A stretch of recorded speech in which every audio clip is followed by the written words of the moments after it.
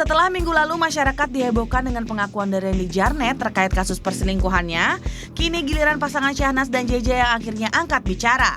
Seperti apakah tanggapan dari pakar mikroekspresi tentang video klarifikasi Syahnas dan JJ? Sesaat lagi hanya di Waktu Indonesia Malam. Melek terus!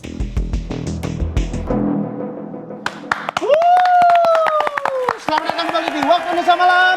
Melek terus, tahan ya. Nah, dan kali ini kita Iya. akan mengundang tamu. Siapa? Salah seorang yang sudah kita nanti-nanti. Iya. Ya. Yang bisa melihat gerak-gerik Yusril berbohong atau tidak. Betul. Dan dia adalah seorang instruktur analisis perilaku. Nah, Jadi wah. kamu gini dikit udah tahu, gini dikit Kalau udah misalnya tahu. aku gini, Itu udah tahu. Itu namanya kemayu namanya ya. Itu aku aja udah lihat itu nggak perlu Bapak ini ya kan. Nah, kita langsung aja kita undang Bapak Handoko selaku instruktur analisis perilaku. Bapak Handoko. Bapak Handoko Gani, silakan. Selamat datang. Nah, Pak. Waktu Iya. Indonesia Malam. Iya. Pak. Di sini, Pak. Ya. Pak. Silakan Pak di sini. Nah, warga malam buat yang belum tahu Ya. Pak Handoko ini siapa, kita lihat dulu yuk. Ini profilnya. Pekerjaan pendeteksi kebohongan ternyata bukan hanya ada di film Hollywood saja. Sosok Handoko Gani tentunya sudah cukup dikenal di telinga masyarakat sebagai human lie detector. Handoko kerap kali menganalisis ekspresi dan perilaku para politisi dan selebriti Indonesia. Penasaran seperti apa Handoko Gani akan menganalisa perilaku dari Syahnas dan JJ? Wow. Nah, kita akan nanya-nanya ke Bapak Handoko. Apa itu, Pak? Instruktur analisis perilaku. Oke, analisis perilaku yang dimaksud ini sebenarnya analisa komunikasi manusia yang terdiri dari nonverbal dan verbal. Ya. Nah, jadi kalau bicara instruktur analisis perilaku berarti saya mengajarkan bagaimana caranya menganalisis perilaku komunikasi seseorang. Oh. Ya, berarti nggak ada yang berani bohong sama Bapak ya? Kelihatan semua. Itu pertanyaan nyambung juga. Pak pernah merasa dibohongi nggak? pernah. Oh pernah. Pernah. Dan tahu pasti. Bapak kalau lagi dibohongin. Tahu. Bahaya ya. Dilihatnya dari apa perilakunya? Muka, Banyak. gestur? Jadi sebetulnya ada 6 kanal. Jadi pertama ekspresi wajah yang Oke. disebut dengan micro expression. Micro expression. Ada gestur yang disebut dengan analisis gestur. Oke. Ada analisis suara. Oh, suaranya. Kemudian analisis perkataan. Jadi bagaimana seseorang memilih kata-kata. Itu disebut biasanya forensik linguistik. Oke. Terus ada juga yang menggunakan tanda-tanda di tubuh, misalnya apakah keringetan, terus detak jantungnya berdebar kencang, telan ludah, dan seterusnya. Nah, itu biasanya digunakan alat yang disebut dengan poligraf atau dikenal dengan mesin lie detector. Lie detektor. Oh. Jadi cikal bakalnya yang kayak seperti kita itu ini. sebetulnya. Iya. Kita pernah waktu itu pakai pakai lie jari. detector yang itu apa? prank. Oh prank. Itu prank. Ya, mesin lie detector yang sebenarnya nggak gitu. Ininya detak jantung Pak ya? Ya, seperti kita cek kesehatan. Ya, jadi ada cek jantungnya, kapasitas paru-paru, kemudian otot, misalnya otot badan ya. Kemudian kalau itu kan yang jenisnya adalah autonomous system atau sistem nervous seseorang. Ada yang mengecek suara seseorang. Nah, itu alat yang biasa saya pakai sehari-hari kalau terkait dengan kasus kejahatan. Itu disebutnya analisa suara, jadi mesin analisa suara. Ada banyak macam jenis-jenisnya. Termasuk kalau kita mendengar suaranya getar atau enggak gitu-gitu Pak ya? Iya, sebetulnya karena pakainya adalah mesin, kita menilai spektrum suara. Nah, kalau kita langsung menilai suara seseorang itu banyak biasnya. Misalnya pada saat kita menganalisa lawan bicara kita lagi di toilet, flu, lagi di terminal dan sebagainya, ngaco semuanya jadinya. Jadi betul-betul harus pakai mesin. Jadi itu sebabnya kenapa tidak disarankan oleh pakar untuk kita langsung menganalisa suara seseorang, nanti jadinya salah paham. Bias ya? Iya, salah paham. Iya, salah bahaya. paham. Kemungkinan salahnya lebih besar ya Pak. Betul. Ya? Nah Pak Handoko, sekarang kita mau lihat nih ekspresi dan gestur dari Syahnas yang kemarin baru aja melakukan permintaan maaf. Kita lihat videonya. Gue akan selalu melindungi Nanas, anak-anak gue. Karena apapun juga Nanas adalah ibu dari anak-anak gue. Buat gue ada dua wanita paling mulia di dunia ini. Yang pertama adalah ibu yang melahirkan gue. Yang kedua, ibu yang melahirkan anak aku. Ya kalau dari aku, ya aku menyesal, pasti banget, menyesal banget dengan apa yang udah terjadi semuanya. Mungkin aku kemarin-kemarin kurang bisa menghargai, kurang bisa bersyukur. Udah dikasih keluarga yang baik, dikasih suami yang baik banget kayak kamu.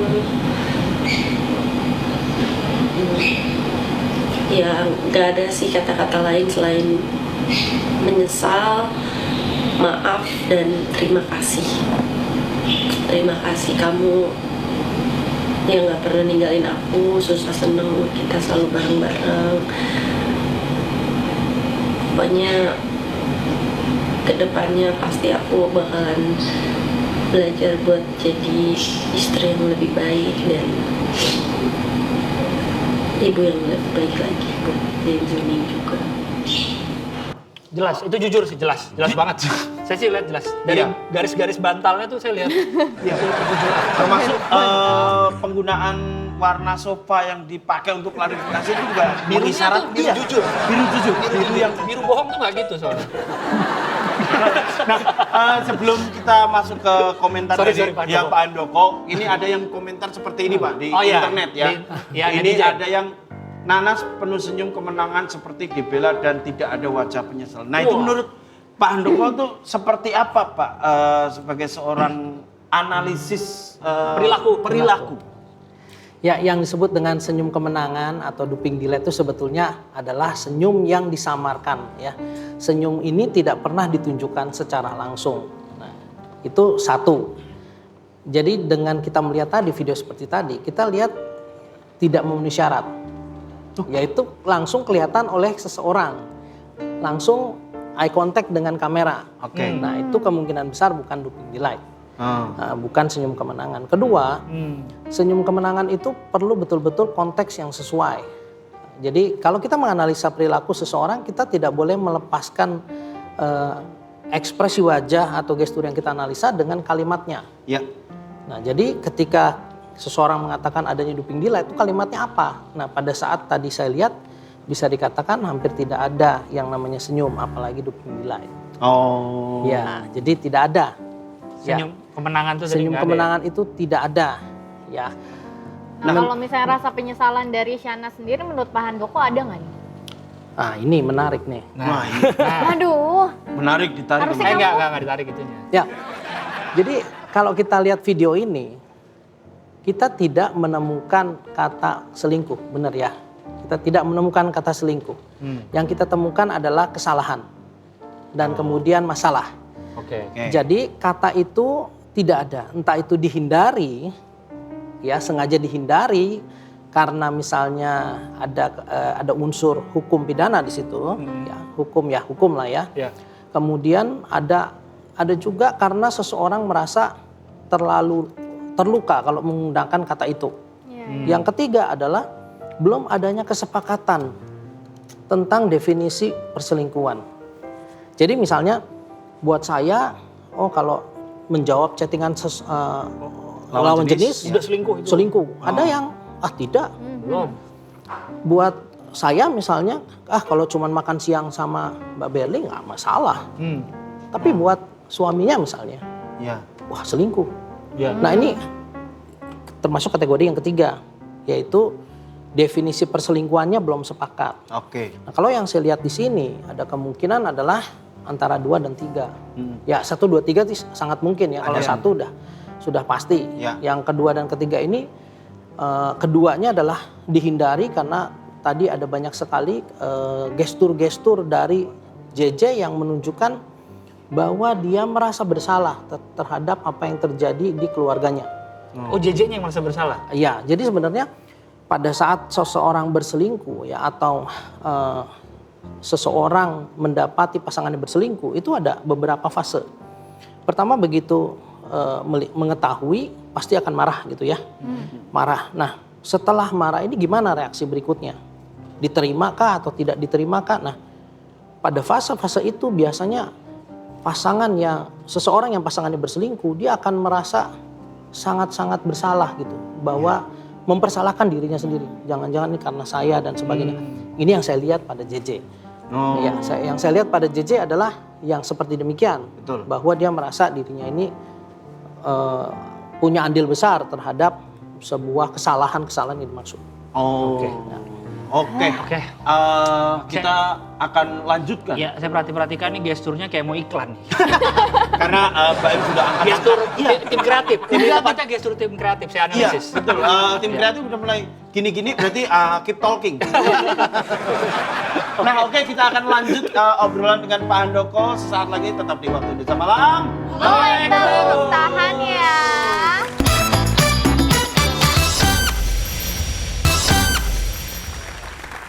Nah, warga malam, kita akan melanjutkan obrolan kita dengan Pak Handoko, ya, dan lanjutan dari obrolan tadi. Menurut Pak Handoko, ekspresi dari Nanas itu gimana, Pak? Oke, menurut saya Mbak Nanas ini masuk dalam kategori yang ketiga. Artinya tadi saya katakan bahwa di dalam diri Mbak Nanas ini masih ada pembenaran bahwa apa yang dilakukannya ini tidak sepenuhnya 100% kesalahan dia. Ya. Nah, ini yang saya dapati dari ekspresi yang tadi kita lihat bersama ya. Kalau misalnya JJ-nya sendiri, Pak? Kalau JJ-nya saya lihat sebagai pasangan yang memang tidak disebutkan selingkuh ini, tapi pasangan yang mengetahui atau mendapati kekasihnya ini atau istrinya ini melakukan kesalahan, dia justru sudah masuk dalam fase menyalahkan diri sendiri. Menyalahkan diri sendiri. Oh, ini saya, ini gara-gara saya, ini semua gara-gara saya. Sampai sempat keselimpet ngomongnya. Jadi walaupun ada satu kalimat nih, katakan ketika saya yang salah, ya kurang lebih ya, ketika saya yang salah, justru Shanas yang introspeksi. Nah, ini kalimatnya salah. Kalimatnya secara kalimat salah. Harusnya kan saya yang salah, saya yang introspeksi. Tapi ini saya yang salah, Shanas yang introspeksi. Jadi ada satu kalimat yang sebetulnya secara tata bahasa salah. Nah, segitunya tekanan beliau ya. Kira-kira kalau dilihat dari video tadi yang ngeliatin kalau dia melakukan pembenaran atau merasa dia benar itu yang pas mana apa? ya? Iya. Oh, pada saat kita melihat dari keseluruhan ya. Pertama, kita melihat dari awal pun sebuah gestur yang sedemikian kakunya ya. Bahkan bisa dikatakan untuk merangkul aja sulit gitu. Iya. Ya. Bahkan bukan cuman itu, sebetulnya ada satu lirikan mata dari JJ yang sepertinya mau mengambil tangan dari Mbak Nanas, tapi tidak dilakukan. Sampai segitunya interaksi fisik yang menjadi kaku. Canggung, jadi canggung. Menjadi canggung. Padahal suami istri. Iya, jadinya kok seperti saya dan Mbak Berli saat ini gitu. Iya. Padahal ini kan harusnya suami istri gitu. Kita ya. Misalnya. Dan GR dulu. Dan GR dulu ya. Kan harusnya kan gimana gitu ya. Iya, saya kan santai aja. Ya, dan yang menarik justru ini kalau ini adalah sebuah permintaan maaf, yang ngomong lakinya dulu.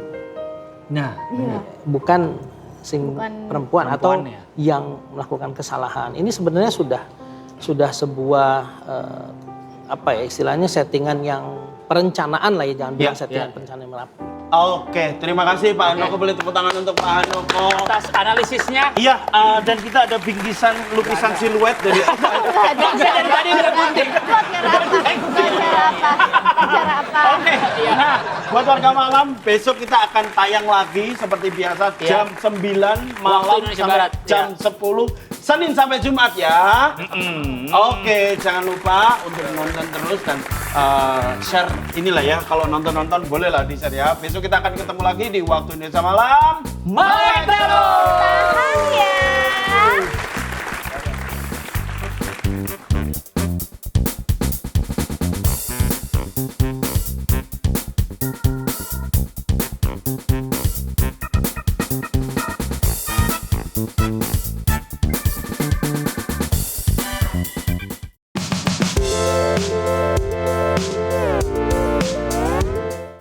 Bye.